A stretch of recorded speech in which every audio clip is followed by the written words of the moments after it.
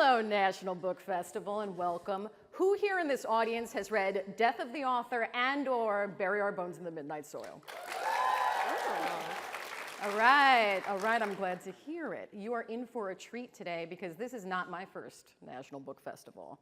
And I have never seen a pair of authors vibe so hard as these authors did in the green room and up here on stage before our mics were hot. So I'm actually throwing my icebreaker out the window, and I'm going to ask, what would you like to talk about? What would you like to talk about? Well, what you'd like to talk about. Yeah, I mean, here's a question. How many of you in the room are creatives? Raise your hand. Yeah. Okay, great. We don't want to spoil our books, because a lot of you haven't read our books. I personally am most excited to talk about how our books happen, how stories and ideas become book-shaped things. So I love talking about craft. What about you? Yeah, let's do it. Let's do it. Also, we discovered this morning that we are exact opposites in our craft. I am an architect. I plan every single scene before I ever write the book. And you? I am a pantser. And a pantser is someone who basically flies by the seat of your pants. Yeah. Okay, I'm the exact opposite. As you said, like, I do not plot, I do not build it, I just sit down and start. I don't know what I'm gonna write. The mind boggles. Like, your process is giving me so much anxiety, and it's not even my process, but I just am like, but how do you know it's going to be okay? I mean, but see, what's funny is your process makes me feel comfortable. Yeah. I'm like, I feel a little bit of envy about it, because it's like, you know where you're going. I have to figure it out first, though. Like, I think Yeah. the thing is, like, I know where I'm going after about a year and a half of, like, it's like dumping a puzzle on the table and not knowing what the picture is going to be, and like assembling all of the pieces and figuring it out, and then being like, okay, now we're gonna actually build a puzzle. See, mine is like a strange animal who struts into the room that is disappearing and reappearing. Okay. And behaving erratically and Yeah. unpredictably. Yeah. And that I have to kind of get to know. And That's how it is for me. that sounds so stressful. Yeah, but I like animals. Anxiety-inducing. It sounds I like animals too, but it feels very anxiety-inducing. So anyway, yeah, we could spend a whole time talking about craft. We will find ways to weave our craft talk in, I'm sure, and I will just stare at Nettie in awe when she talks about being able to just like dream it into being and trust that it will be there as I like white knuckle my entire creative process to try and like subdue my existential dread about it not working and convince myself that there's enough story there to pursue. Wow. Yeah. I mean, as an interviewer, I'm a pantser, as you can see. So we're vibe. Victoria, I've seen you claim the term connect the dotser. Do you still identify as a connect the dotser? I used to be a connect the dotser, and that meant that like before I sat down to write a book, I needed to know, say, 10 points along the route, the beginning, the end, and say 5 to 8 points along the way stations. But as I've written more books and become more neurotic, I have wanted more and more dots. And I think it's a sense of like a fear. A lot of what I do is about like getting out of my own way.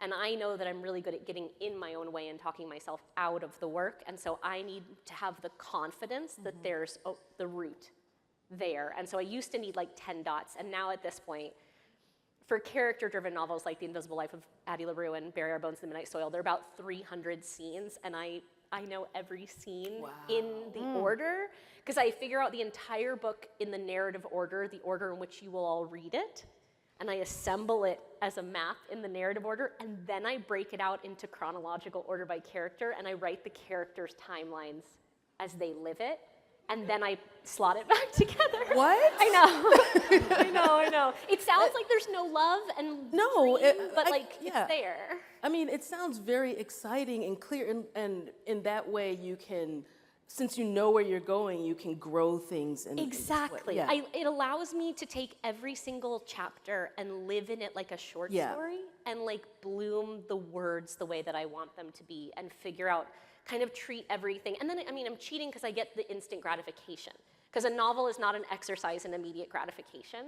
It's just a really long way.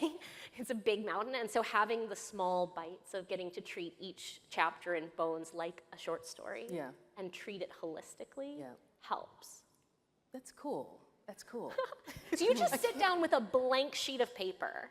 Yeah, a blank, yeah. I What don't know happens what I'm next? doing. What happens next? I mean, something comes. It's like, I think a lot of the writing for me happens when I'm just living, when I'm just around and I'm pulling things in, I'm reacting, all those things, and it's like growing in my head.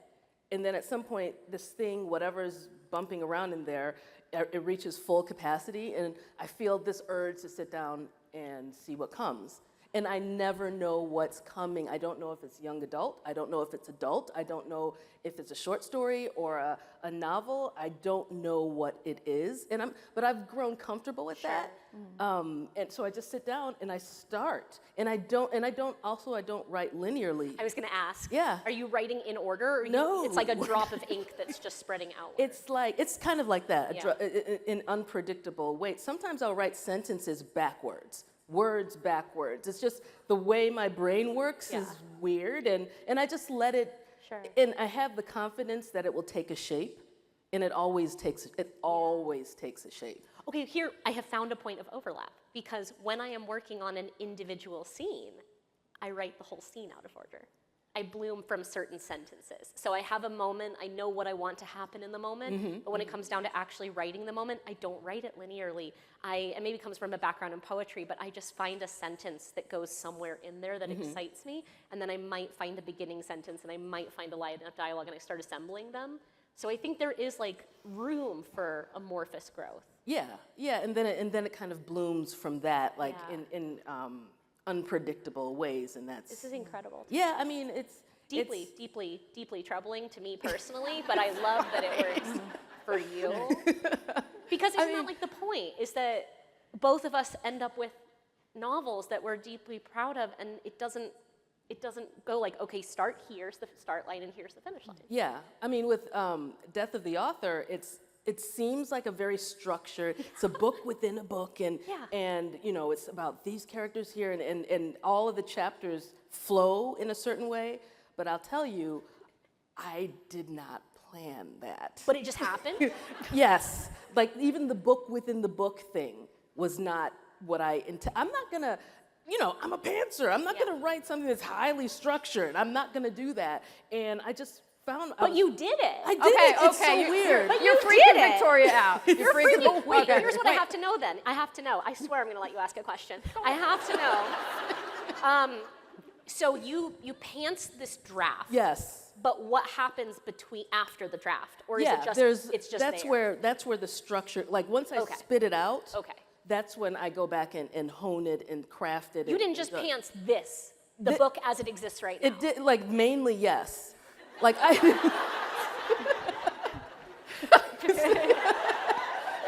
V.E. Schwab just has a left the different- chat. Okay, wait. Oh, silence. I'm going to ask a question. Here we go. Okay. I do have a question for both of you. Yeah. Okay. Was there any particular emotion that was the engine behind the creative process for this particular book? Yes. All right. You start. It's not happy though. Yeah. Yeah. It's not happy. So I started writing this because of the passing of my sister. Like I started writing it literally 2 days after it happened. And it was because like most of what I write, and this is part of the whole pantser thing, from the beginning, I've always written from pain.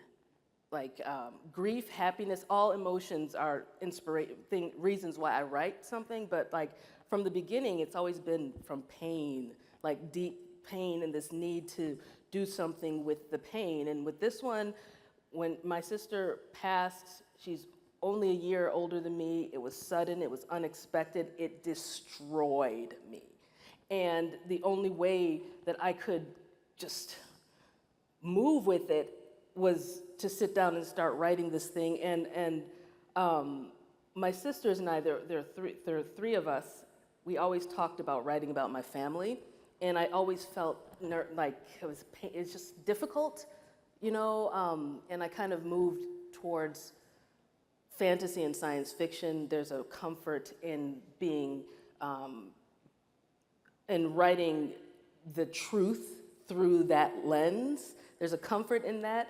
When my sister passed, I felt like it was time for me to face this thing nakedly.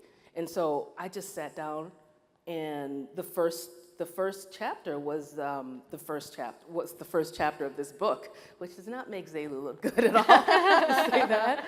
But like that was the driving force. It was death. It was death, and it's not a coincidence that the title is what it is. That title is heavy. It's heavy, and it has multiple meanings. But like this was from pain. It was from really deep, earth-shattering pain. Yeah, I don't usually write from positive emotions either. I think that writing is an act of catharsis, and usually the things that we need catharsis from are dark feelings. Mine was rage. Mine was a reckoning both with my relationship to publishing and my relationship to my own identity. Over the last 15 years, I came into fantasy as a young woman. It's not a super welcoming place. And I immediately started making my gender small.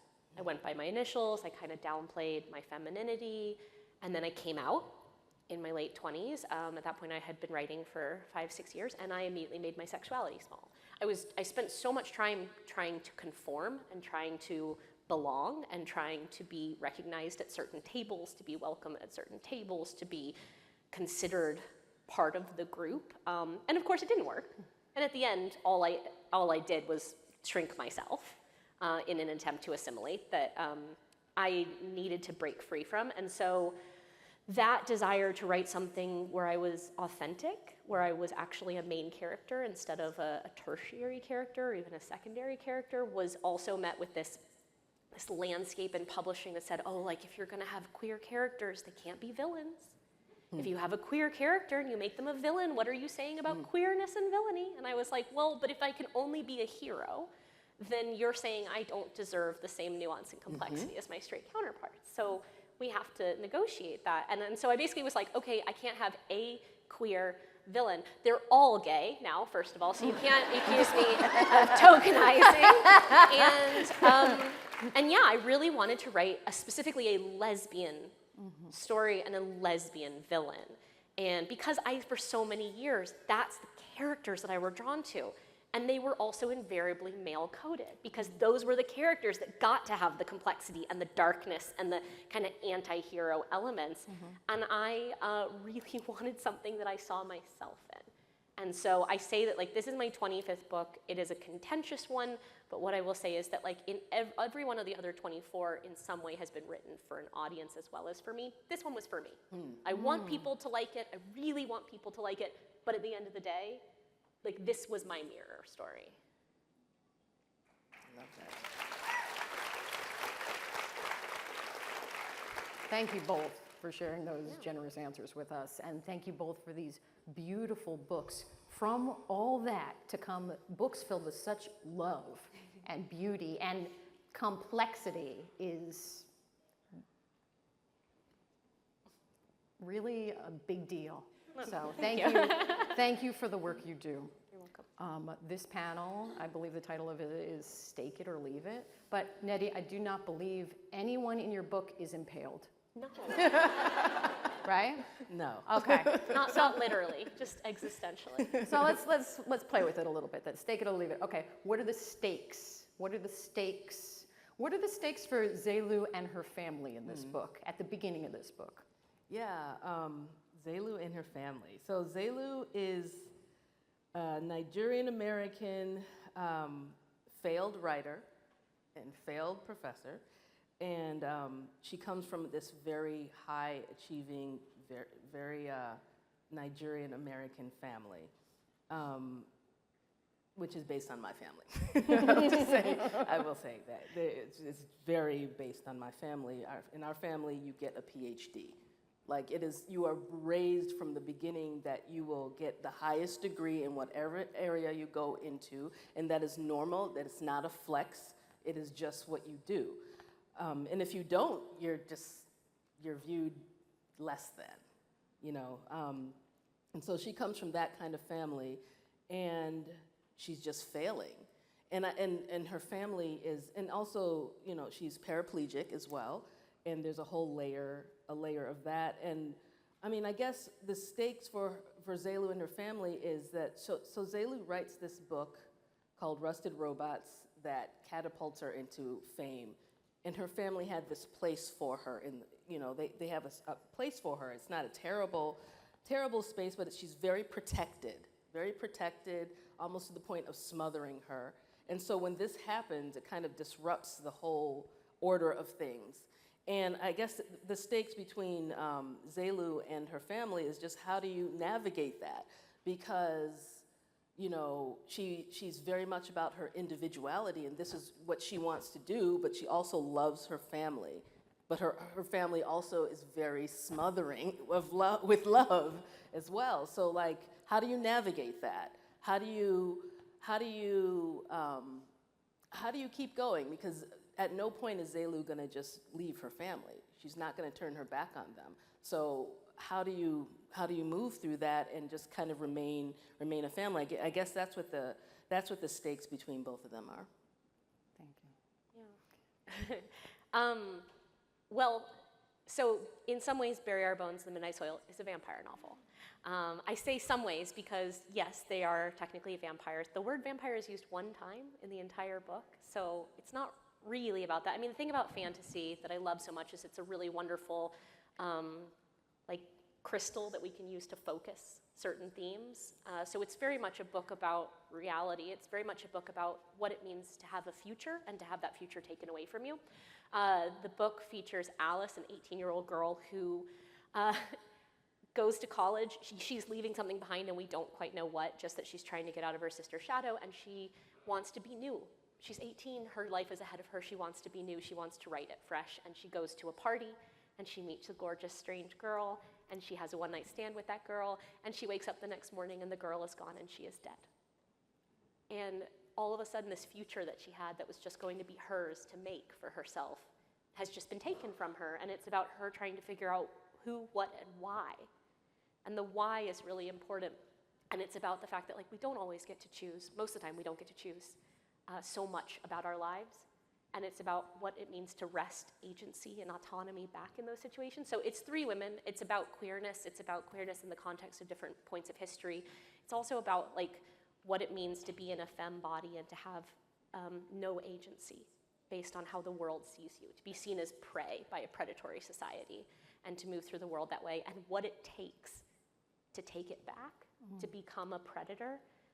I think, though, most of what it is this thing that, like, as women or as femme-presenting people or as non-binary people, anyone who doesn't conform to that center lane that society has designated as the default, you aren't in control in so many ways. You're told where your place is, and you're told, like, to not even advocate for your needs, let alone ever advocating for your desires. And so this is about, like, figuring out not only how to live when life takes a different shape than you anticipated, but how to take what you need and what you want without apology. One thing authors have control over is their language. You mentioned you only used the word vampire once. Yes. You want to know some words you use more than once? Yes. Reckless and restless? Yeah. You already knew. Yeah. Rules? Yeah. 2. Yeah. Were there any words that took on an incantatory quality for you in the writing of this book? I got you too, Nettie, so. I mean, the poem at the beginning of the book is the incantation for the book. It's bury my bones in the midnight soil, plant them shallow, and water them deep, and in my place will grow a feral rose, soft red petals hiding sharp white teeth. And that is the incantation over which everything is grown. I wanted to take this idea of a garden, of a natural metaphor, because I'm dealing with queer women and like a non-human element. I didn't want to other them further by making it unnatural, by making it something monstrous. They are like an apex predator, but something grown in the soil of the society in which they've lived. So the whole garden metaphor really takes on a deep import because it's also how they refer to themselves. and how we call ourselves is very important compared to how society calls us. It gives them a sense of term that is for them. And it's also a concept that is used in a love language. It's used romantically. It's used as a threat. It's wielded as a sword or a shield in the novel. So a lot of the imagery in the book centers around these roses. Nettie, I'm going to tell you what I was picking up, and then you tell me what you were putting down. Okay, okay. All right. In the initial narrative, jollof rice and plantain, often fried. In the story within the story, periwinkle grass. Oh. Yeah, periwinkle. Well, periwinkle's my favorite color, so that pops up in like every one of my novels. Yeah. That word, periwinkle, and something is periwinkle in almost all of my novels. So there's that, and so periwinkle grass is like, so most of my stories are connected in some ways, you know, and the worlds are connected. And one of the future creations that I think I had periwinkle grass in my short story, Mother of Invention, and then in Noor as well. And those are all set in near future Nigeria, you know, and one of the things that I created in that world, because I'm very much an irrational optimist. So when I look into the future and write about the future, I tend to, unless we're talking about Who Fears Death, that's a different one. I tend to have a more positive, positive outlook. I like to focus on a more positive outlook. And so I'm thinking, okay, in the future, there's this periwinkle grass that is used, that is very tough. It has periwinkle flowers, of course.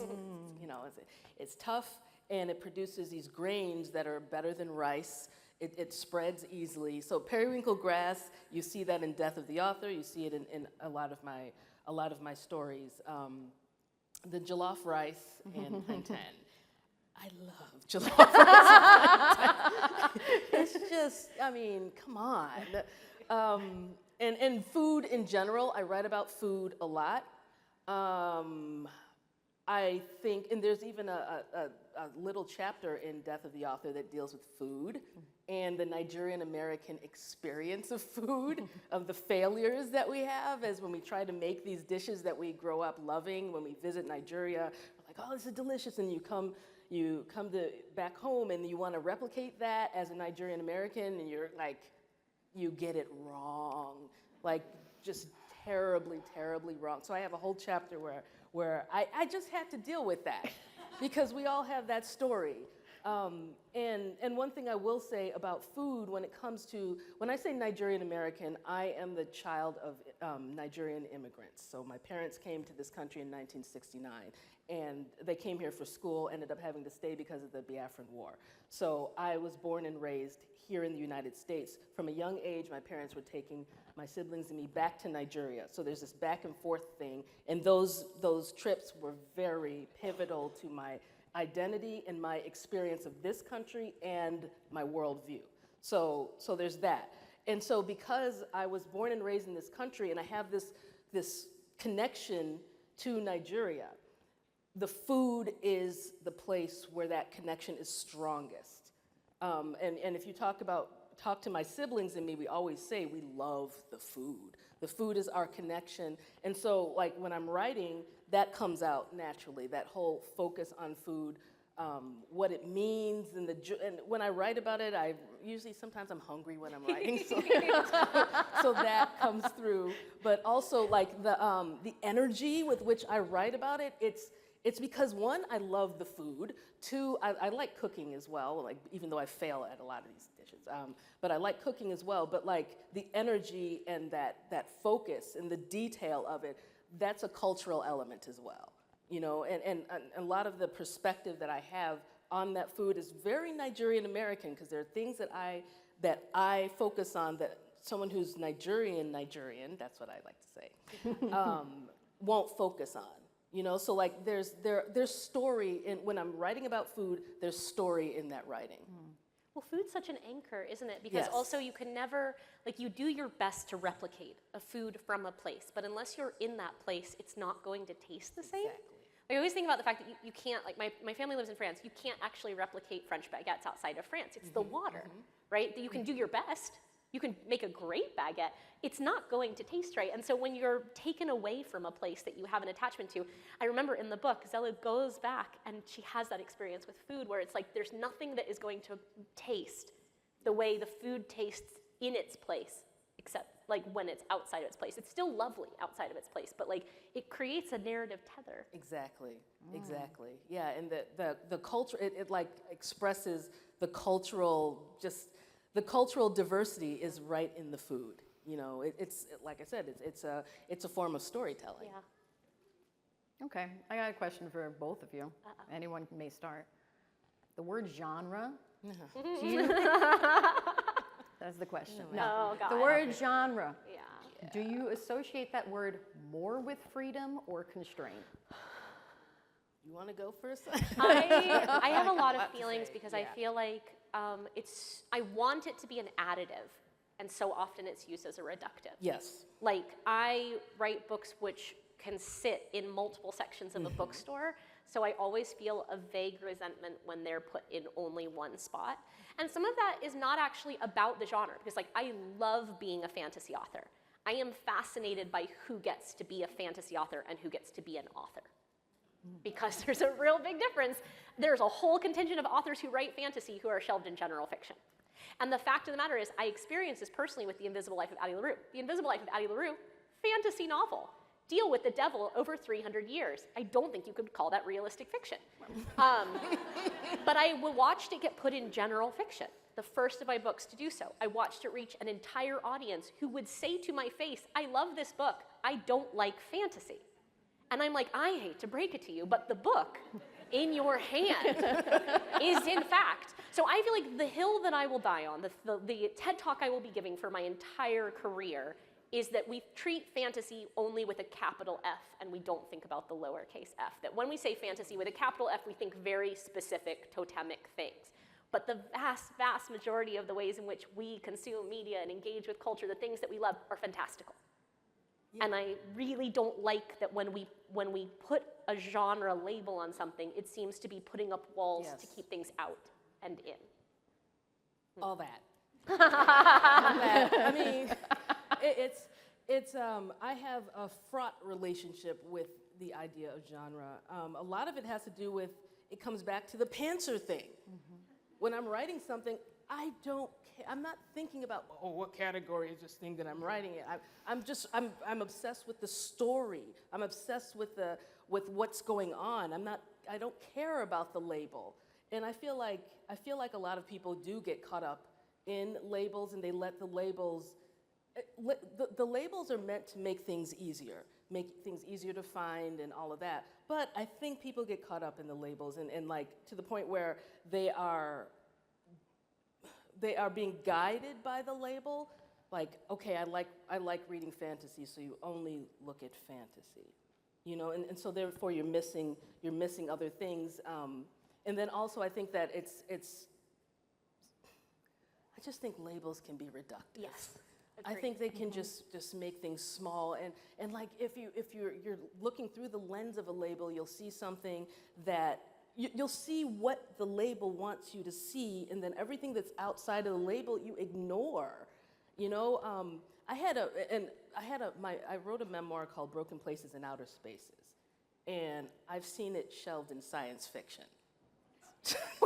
Like what? How, okay. I don't know how to, like, and it's because I'm seen as a science fiction and fantasy writer, so therefore my memoir would be put in science fiction. Unless they're thinking my life is science fiction, which aspects of it are.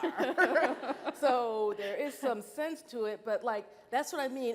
And if we're talking about death of the author, what is that? Yeah. I don't know what you would consider that. And when I wrote it, I remember when I finished, like finally where I put it down and was like, I'm done.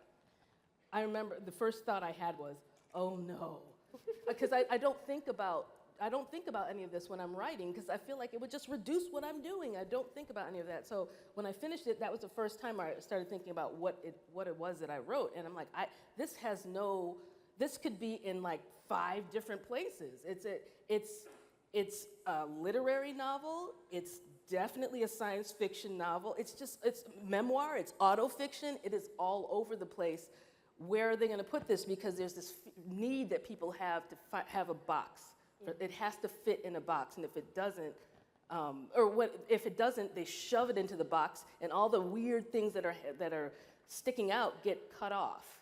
And I did not want that to happen with this. If you just call this science fiction, well, what about the autobiographical elements? What about Zelu's story? That gets put aside so that we can talk about it as science fiction. It's talked about as literary than the science fiction aspect is. So yeah, I feel like genre, this idea of genre is very confining. And as somebody who does not know what I'm gonna write, who knows what I'm gonna write next? You know, I could. You don't. I don't. I don't. Yes, that is But true. you should have that permission Yes, is the yes, thing. and so the often freedom. in the industry, like this is the thing, the genre pressure comes from without and from within, because I run into this all the time with writers as readers and readers. Once I was invited to a neuroscience conference by an author I interviewed. It's a very cool job I have. And at the neuroscience conference, the main presenter said, "You all specialize too fast. These are the most brilliant minds, the most brilliant physicians in the world, and all of you are plugged into your little thing. We need more cross-pollination. You need to be able to zoom out." And it can be the same. It can be the same in the arts. And speaking of the arts, and speaking of things that feed your creative process, what other art forms do you enjoy? What other art forms feed your creativity? I mean, definitely music. Yeah. Definitely music. Almost all of my my works have a soundtrack. I mean, when I first started writing, like some of my very first short stories were because of Wu-Tang. You know, like talk about narrative force. Wu-Tang. Oh my gosh. And so like music, there are, and I'll listen to music and hear a narrative. I always think about Metallica's "To Live Is to Die." Yeah. There's a whole novel in that, and there are no lyrics. Well, there's a little part where he speaks, but like there are no lyrics. So music for me like has that narrative feel. So it feeds my writing, but it also feeds feeds me. You know, and I also say drawing too. I like doodling. I like whatever you want to call it. I don't know what it is I do. I just draw things. And there's something, and when I first started writing, and I started writing in a hospital bed as a paralyzed athlete, that's Broken Places in Outer Spaces. That's what that's about. And I started writing first time I discovered storytelling, and I just, like, the way that I discovered it was I was in a dark place, and I was going crazy. Like, I could just feel my mind breaking, and I had a copy of Isaac Asimov's I, Robot, and I was in too much pain to read it, and I just started telling myself a story on the edges. That was how I started writing. That was how I discovered storytelling. But there was something, it was the story, and I wrote about a woman who could fly. That was the first thing that I wrote. It's a woman who could fly. You know, when you can fly, you don't have to walk. It wasn't something conscious for me. It was just, it makes sense. But, so there was the narrative aspect, but there was also this idea of, I just remember my eye following the pen, putting it on the page, and my eye following it as it wrote a line, like a solid line, and the line coming from the pen, and how that just, it drew me in this way that's almost hypnotic. And ever since I did that, and I'd always drawn like as a kid, but like there's that artistic aspect of it. And I feel that magic, that's the only word I can think of, is magic. I feel that when I read graphic novels, my eye follows the line, you know, and so yeah, I guess art and music, yeah. Yeah, it's music. It always is. I think there's something about music as a narrative form that is organic enough that it doesn't feel like it conflicts with the story in my head. It feels augmenting. It feels supportive. I've written whole novels based on a song. How a song makes me feel. Because it's interesting, it's never the story that the song is about if there is a story. It's, I hear a song, I think, I want to write something that makes me feel the way the song is making me feel. it's a tone, it's an atmosphere. And then the way my stories work is essentially they're a film that plays in my head, and then I'm putting it on paper so that the exact same film plays in yours, down to that tone, that song, that atmosphere. But there's something about, like, I will pick a song and I'll set it on repeat, and it will lose its meaning, but it will become a heartbeat for me that defines a book. And you can feel the heartbeat through the book, and they're very different every single time.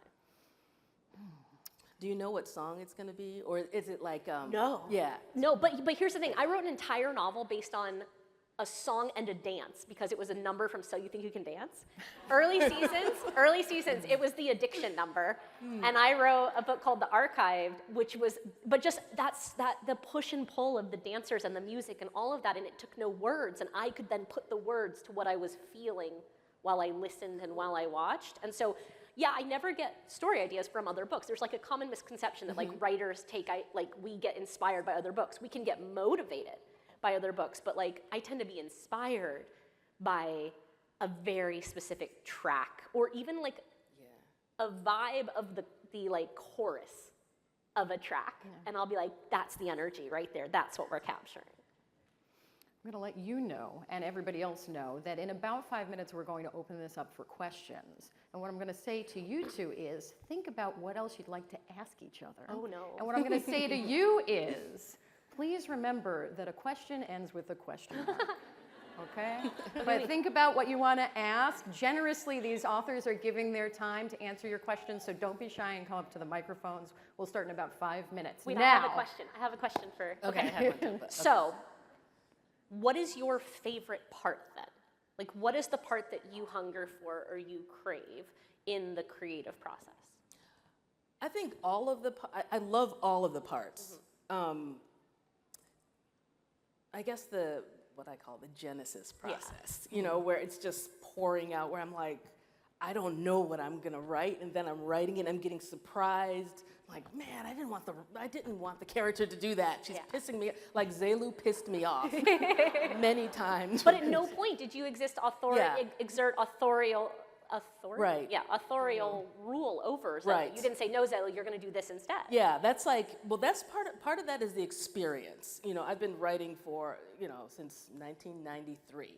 Okay, so it's been a long time, and I can step out of the way. Yeah. Like, especially at this point, I have the trust and yeah, I mean, I don't have to agree with my character. I've written many characters who I didn't like what they were doing, and I didn't want them to do that. I wanted them to do something else. Yeah. So you kind of just step back and just let them do the thing. I mean. You let your characters. No. Really? Of course not. Oh. Of course not. No. Let me. I am God. Okay? So like, by the time my characters, this is where it's going to. So here's the other thing you have to understand. I was supposed to be an astrophysicist. Okay.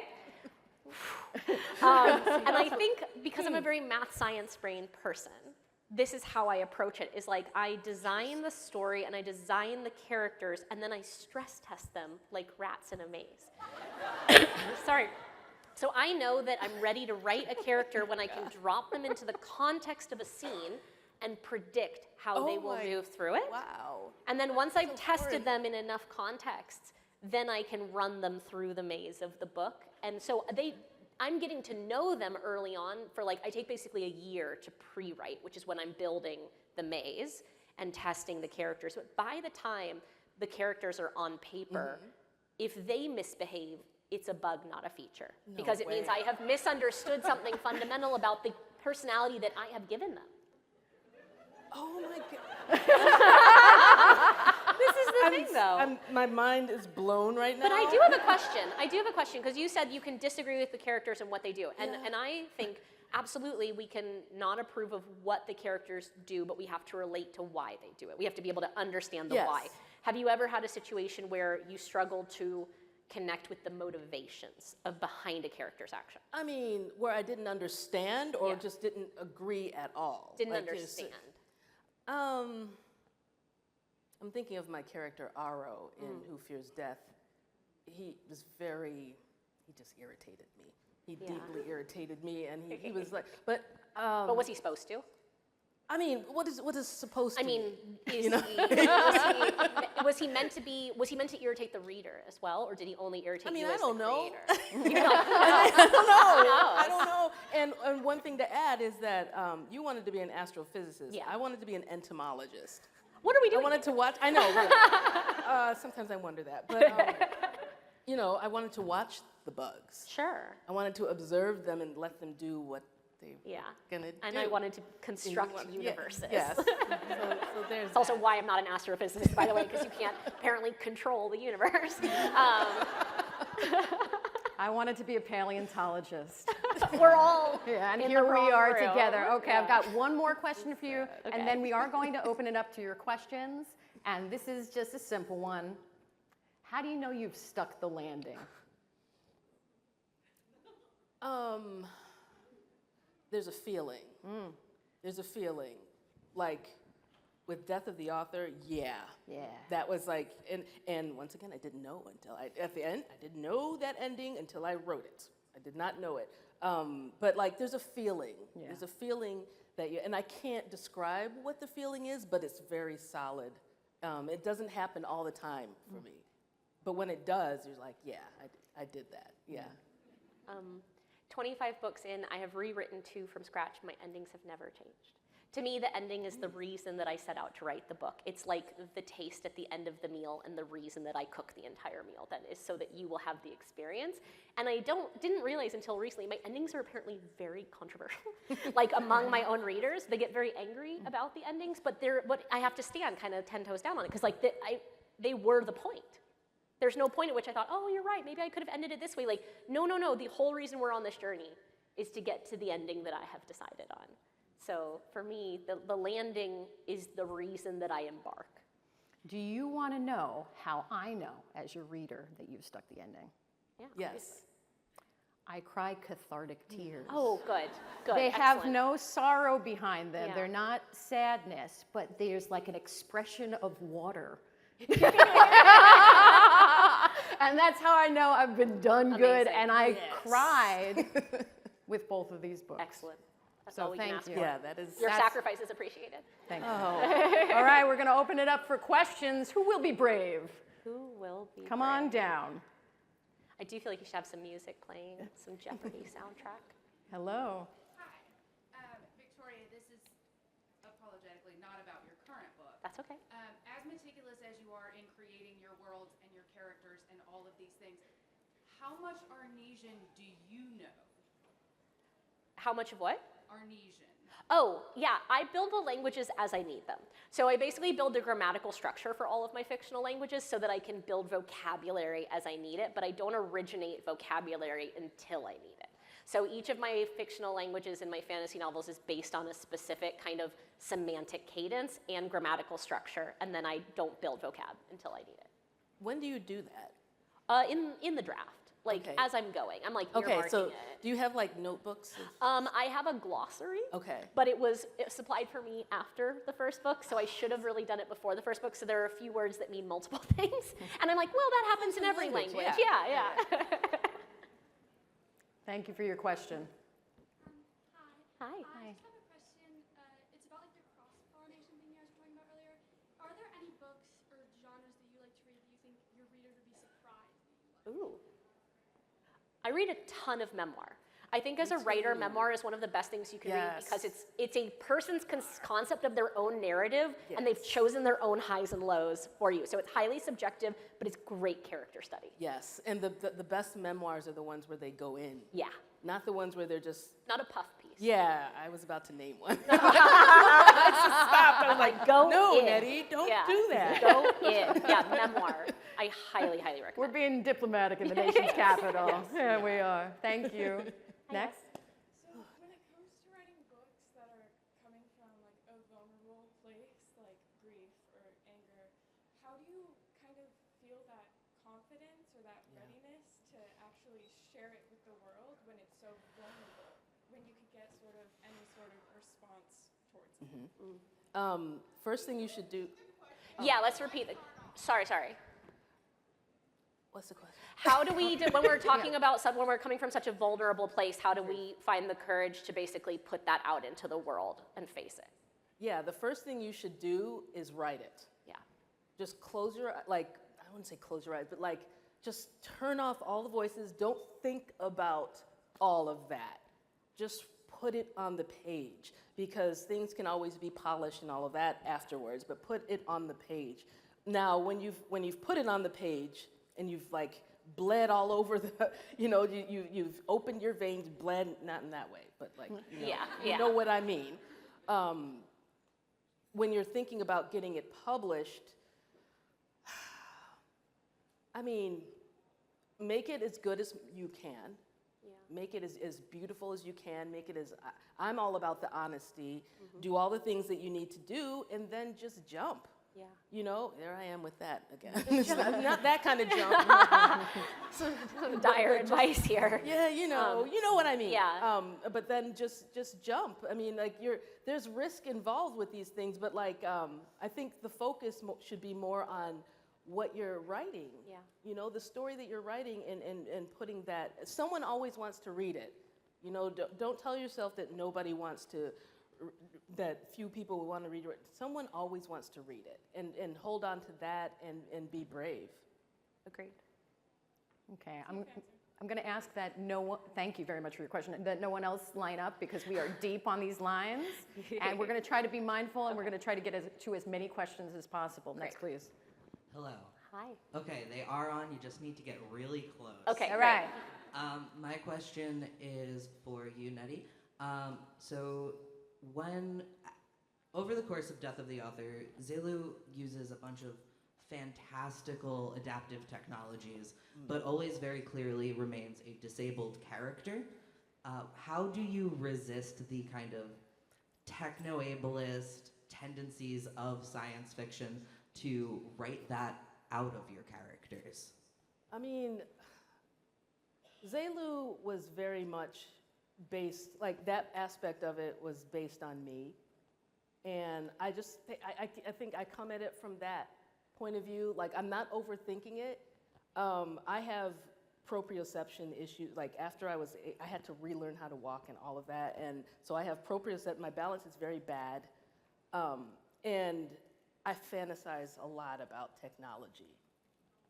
And I'm not, and I don't think about the political ramifications of that at all. I'm just like, I'm thinking, okay, if I could have exos, like those exos, that's my wishful thinking right there. Like that was just fantasy for me.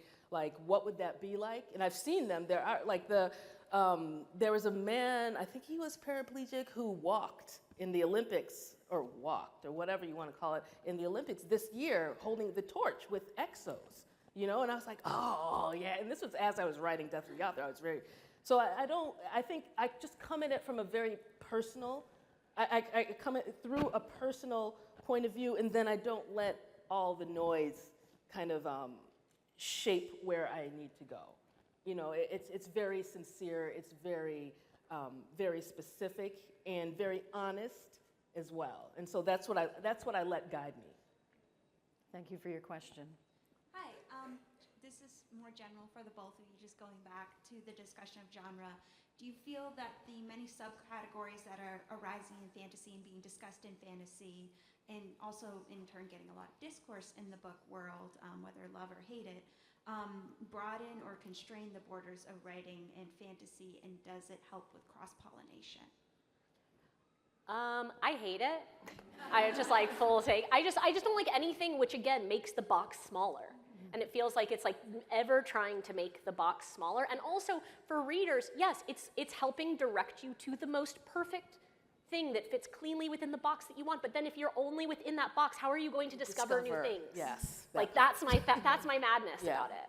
Yeah, that part, like the discovery. I think about when I was earning my PhD, there were classes that I had to take that I never would have wanted to take. I hated those classes. I hated them. And some of them were, when I took those classes, I learned things that I still use to this day. So sometimes like getting out of your comfort zone is really, it just leads you in to places that you never would have discovered. You grow, and so like anything that kind of limits that, I'm really not for it. I just think it's really important to just look everywhere and seek everywhere and try new things and try things that you may not necessarily think you would like. Thank you for your question. Okay, we got the high sign. 5 minutes lightning round. Okay. Okay, let's keep it quick. Hi, I have a question for the both of you. Who are your favorite authors? It changes like It changes pretty continuously. I think it's about time for Donna Tartt to write another book. I feel like it's been 9 years, 10 years, and I'm like, okay, all right, babes. But it's honestly, I find new ones every year. That's the goal, isn't it? And then also like favorite authors or favorite book. I have like one book by certain authors and none of their other books.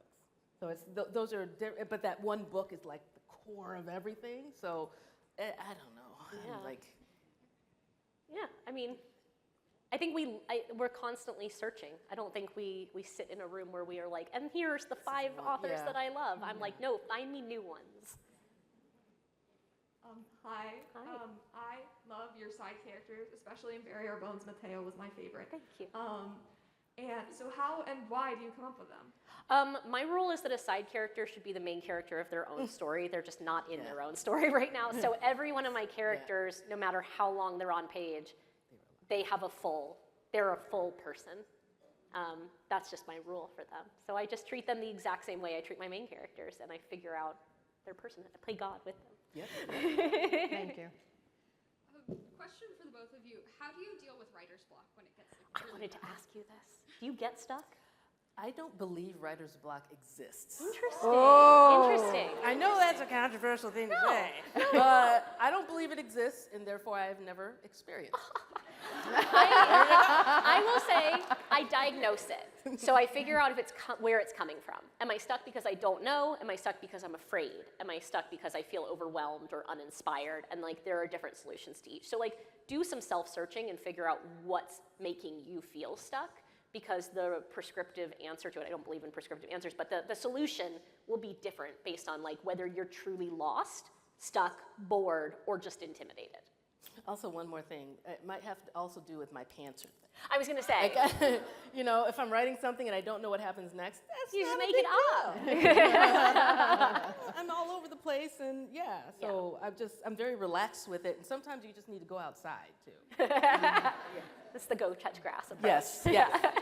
Thank you. Hi, this kind of gets back to the whole genre question. For new writers, they're trying to break into the industry. There's a lot of pressure about marketability. Yeah. So how do you balance letting the book breathe and be what it is while marketing it to agents and navigating the publishing industry and how to sell the book? Let the book breathe. No, truly, write the absolute best Yes. version of the story you want to tell. Worry less about where it sits on a shelf until you get there. People spend so much time proactively worrying about where it will live in the industry. We don't know what the industry will look like by the time that Exactly. book hits shelves. Just literally put the best thing that you can on paper. Thank you. Yeah. This question is for the both of you. Which song specifically were you guys like playing in the background when you were writing? What was I playing? Here, I'll go first. For this one, it was King by Florence and the Machine and Kiki Rockwell's Madeline. Oh, I know what I was doing. Okay, yeah. I was playing Kendrick Lamar's Count Me Out. It was Count Me Out. That was on the, what is it, Mr. Morale and the Hot Step. I always get that title wrong. That one. It was Count Me Out, and I was playing that song over and over and over for Death of the Author, yeah. We have time for 2 more questions. This is for both of you guys. I think as a fellow creative, I think it gets really hard when you're crafting a story that you're supposed to say something about society or say something about the world we exist in. And I think to both of your books, you have beautiful kind of stories that you tell. But my question is, where does that kind of come in? And do you start with that? Or is that something that you just find at the end that, oh, this says this? It's for me. It's very natural. It's just I'm a very political person, and I'm aware of what's going on around me, and I engage with it, and I think a lot about it. And so when I'm writing, whatever it is, when I don't know what I'm writing, I just sit down and start writing, it will inevitably be in there. Yeah, I'd say I feel certain things about why I'm writing the book as I sit down, but those become codified over the course of the actual writing of it. I think it's also just important to remember, no matter what you're writing, like, we are not monoliths. I am not trying to write a lesbian with a capital L experience. I'm writing my experience, and I can never police anyone else's experience. I wouldn't try to, but mine is super specific, and that's the only thing that I can write to. We're only one person each moving through the world. I promise one more question. You each have 1 sentence to answer it. Oh, good. Oh, God. Yes, do that for novelists. This is specifically for Nettie. Yes. You get 2 sentences. God, okay. It is kind of like about the politics that were just brought up. So to what extent have you, as a Black woman author, especially at the very beginning of your career, met resistance in like publication in the distinctly Black and women subjects and characters in your work? And like, how did you overcome that? You got more than one. Okay. Thank you, because that's not small. I didn't meet resistance, but I was also very strategic. Okay, oh God, how do I do this? Okay, I was getting the eyes. I'm getting the eyes. I know. So okay, I was very strategic. My first agent was African American. The person who bought my first book, Zara the Windseeker, was Andrea Pinkney, who understood what I was doing, and I knew to send it to her. I asked my agent, who happened to go to high school with her, to send it specifically to her. So I understood on a level the landscape, but at the same time I didn't, because I didn't know any of this stuff. I just knew I'd written this science fiction book that was Nigerian based and science fiction, fantasy, whatever the frick it was, and there was nothing out like it, and I knew it wasn't going to have the usual path. So I figured the path out for myself, and therefore along the way, no, I didn't get any resistance. I didn't have anyone saying, "Oh, these are Black characters and we don't do that." I didn't have that, but it was because of the way that I chose to navigate things. That's that's not a good answer. We can talk, but it's a good answer. Thank you for your question. Thank you for your answers. Please show your appreciation for these authors.